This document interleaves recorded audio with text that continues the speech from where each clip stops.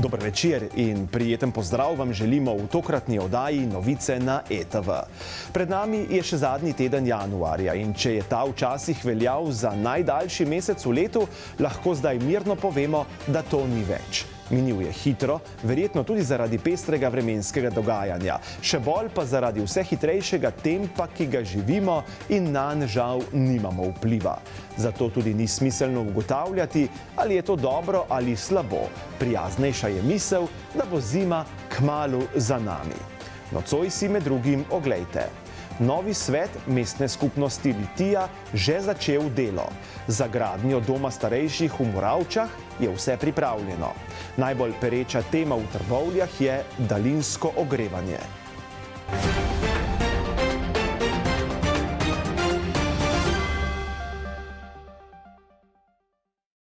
Novo izvoljeni svet mestne skupnosti Litija je že začel delo. Po konstitutivni seji, na kateri so imenovali novo predsednico Sabino Rovšek, so že imeli prvo sejo.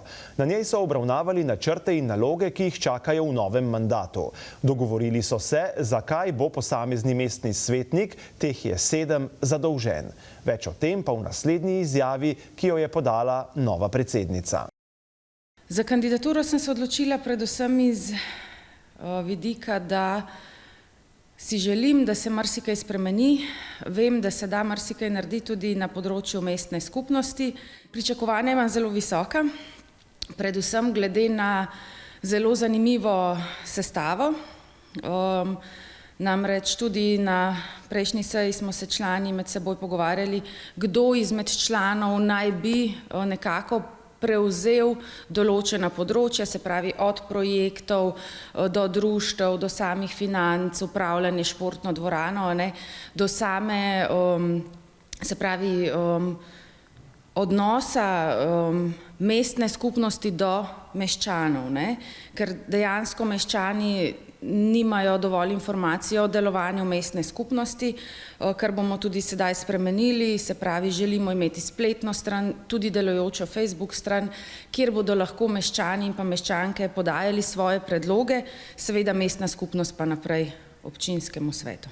Glede samega programa so se pogovori že začeli, želimo si nekako razdeliti med člani po področjih in pa seveda dati ideje za spremembe oziroma kaj se bo delalo, seveda take ideje, ki bodo uresničljive. Tako da tudi to je naloga nas članov do naslednje seje, podati predloge, seveda veliko smo jih že podali, dejstvo pa je, da želimo izhajati tudi iz želja meščanov. Eno je, kaj so želje nas članov, drugo je pa v resnici, kaj si meščani želijo. Tako da moramo združiti te želje in pa nekako gledati, kaj je uresničljivo oziroma kaj lahko uresničimo, kaj lahko izvedemo glede na finance, ki jih mestna skupnost ima. Eden izmed projektov, ki ga spremlja največ težav, zapletov in kar je sploh mogoče, je gradnja novega doma za starejše v občini Moravče. Zgodba se vleče že leta in leta in ima, kot rečeno, dolgo brado. In ko se že zazdi, da bo krenilo na bolje, se spet nekaj zaplete. A kljub temu je ostal prioriteta v vseh dozdajšnjih mandatih. In tako je tudi danes, ko pa se vendarle temu projektu obetajo boljši časi. Ja, ravno prejšnji teden smo imeli kar, bi rekel, dolg usklajevalni sestanek, to se pravi, smo že pri popisih za razpis. To se pravi, občina je pomagala v zadnjih parih mesecih, da smo izdelali predinvesticijsko zasnovo, dokument identifikacije pa invest program.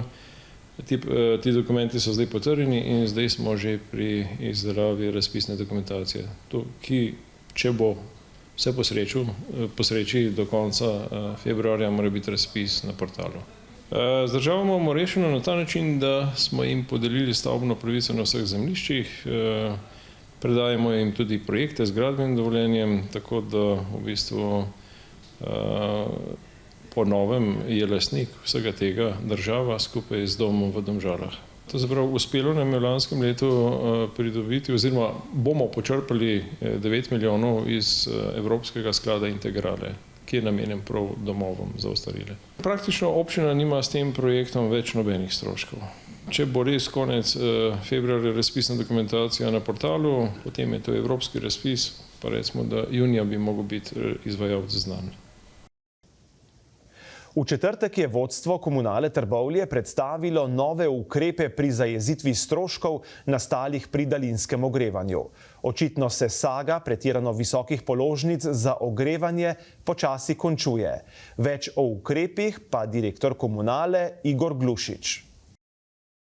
V mesecu januarju bomo vsem gospodinjstvom ob položnicah, ki bo izdana v začetku februarja, izdali popust v višini 15% na ceno ogrevanja in akontacije.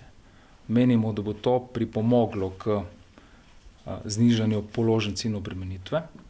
Od 1. februarja dalje pa se bo cena za ogrevanje iz sedanjih 159 evrov znižala na 129 evrov za megavatno uro brez DDV. Ta popust bo šel iz poslovanja podjetja. Podjetje proizvaja toploto v soproizvodnji z električno energijo.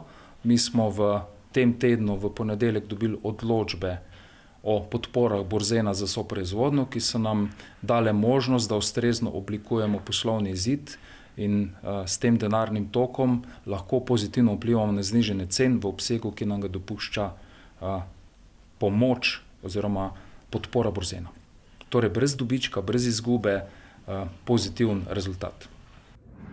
129 evrov je še nad slovenskim povprečjem, vendar to trenutno v Sloveniji predstavlja največje znižanje kjerkoli, v katerikoli občini. Tako da nas nekatere občine pri teh cenah že kar prehitevajo.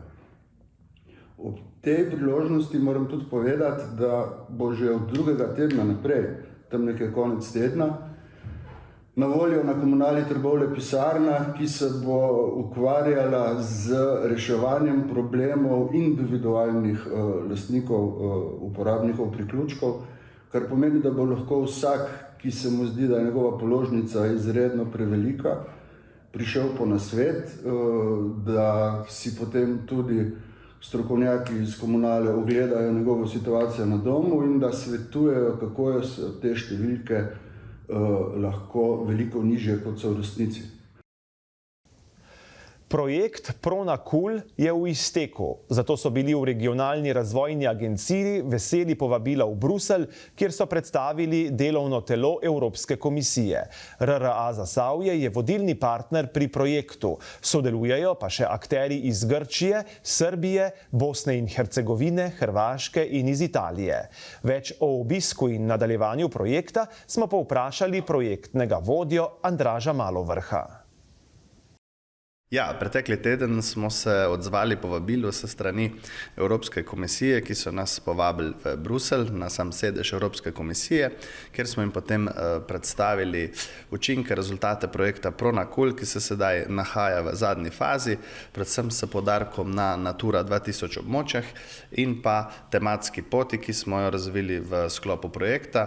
V Zagorju ta pot povezuje 7 območij Natura 2000 in pa Rudarski muzej in pa še eden pomemben output, ki smo ga razvili, je pa tudi virtualna zbornica in to smo tudi predstavili potem v Bruslu.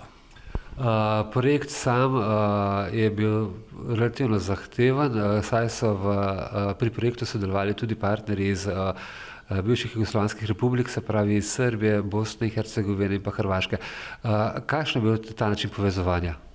Ja, ta način povezovanja je bil na področju zavarovanih območij, se pravi vsi partnerji imajo ali območja pod Naturo 2000 ali pa imajo območja, ki so zaščitena s strani organizacije UNESCO ali pa imajo neka pilotna območja, ki so jih potem razvili v sklopu naših projektnih aktivnosti, da so ta območja postala zaščitena bodisi s strani Natura 2000, bodisi s strani organizacije UNESCO. Zdaj smo v zaključni fazi projekta, tako da bomo v mesecu marcu organizirali še mednarodno konferenco z področja naravne in pa kulturne dediščine in pa načrtujemo še nekaj predstavitev projekta po raznih evropskih institucijah. Kot ste omenili, je pa ena izmed aktivnosti projekta tudi že follow-up project proposals, kar pomeni, da že zbiramo ideje za nove projekte na območju Adriona, ki jih predvidevamo prijaviti v spomladi v letošnjem letu, kjer bojo te razpisi prišli ven. Na območju nad Novim Trboveljskim bajerjem in Gojdo so v lanskem letu začeli okoljska dela. Po načrtih naj bi nekdanje rudniške in zdaj občinske površine namensko spremenili v športne in rekreacijske. Omenjena lokacija je zaradi razritosti in kopanja dobila povsem drugačno podobo. Namesto nekdanjega travnika je zdaj na lokaciji gradbišče, ki pa po prvotnih delih zdaj že nekaj časa sameva. Od približno polovice lanskega decembra stvari stojijo.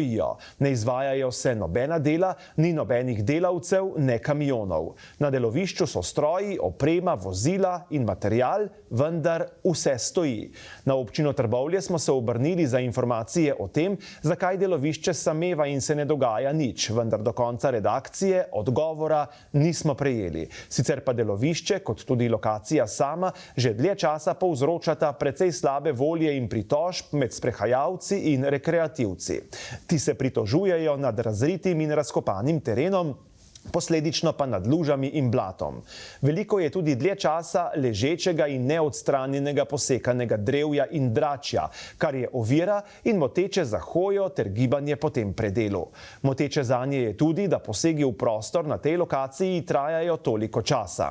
Najprej se je dolgo časa urejal novi bajer, po koncu pa je sledila sanacija in nekajkratno popravljanje narejenega. Nato so se vmes začela še dela izkopa in nekajkratna rušenja drevja ter grmičevja na parceli, na kateri bi nastalo strelišče. To je sicer ločen projekt in po naših informacijah tudi drug investitor. Vsa dela na tem območju pa se vlečejo in trajajo.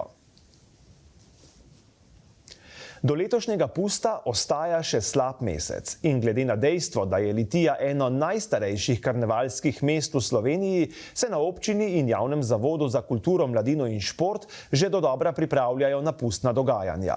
Litijski karneval je vedno ime in aktualno noto ima zaradi političnega ali drugega področja. Tako bo tudi letos, ko bo pust v Litiji dokončno odpravil energetsko krizo s pomočjo megle, ki jo je v mesto ob Savi v zadnjih letih več kot v Londonu. Na občini Litija in na Zavodu za kulturo in mladino in šport se sedaj že pripravljamo pravzaprav na pustne prireditve. Komaj smo nekako zaključili z prednovoletnimi, pa je seveda treba razmišljati za naprej. Pustovanje letošnje leto bo, upajmo in verjamemo, da bo tako kot pred leti, se pravi s tisto pravo pustno povorko. Vendar pa se sami dogodki, prireditve začenjajo že teden prej in sicer najprej, tako kot smo ponavadi začenjali za to otvoritveno razstavo v občinski avli, ki bo takoj po kulturnem prazniku, se pravi 9. februar, otvoritev pustne razstave tu v občinski avli. Potem naslednji tak dogodek bo tržnica, pustna tržnica, se pravi na soboto, kjer se bodo že tudi predstavile posamezne maske lahko in pa seveda tudi tržnica bo opremljena v tem pustnem stilu. Potem pa na TDB v četrtek, se pravi tako kot tradicionalno že odstranjevanje krofov, razstava krofov, to bo tudi v starem mestnem delu v turističnem informacijskem centru. Potem pa seveda tisti pravi dogodek, to je pa 18. februar, ko bo v dopoldanskem času potekala tudi pustna tržnica v starem mestnem jedru, potem pa seveda v dvorani Živ žal in popoldan o 15. uri povorka skupin. Mislim, da je sedaj ravno tisti pravi čas, mesec dni pred pustnim karnevalom, ko lahko povabimo pustne skupine, da se prijavijo. Letos po 2 letih, ko tega pustnega karnevala ni bilo, ko ni bilo pravzaprav same povorke, smo se odločili, da bomo tudi sam znesek za skupine, tako za nagrade, kot tudi ta prijavni znesek, se pravi vsaka skupina dobi 200 evrov za sodelovanje, pa tudi nagrade smo povečali, tako da prva nagrada bo letos v višini 1000 evrov, kar mislim, da je že tudi dosti zanimiv znesek in verjamem, da se bodo skupine pripravljene sodelovati in se prijavijo.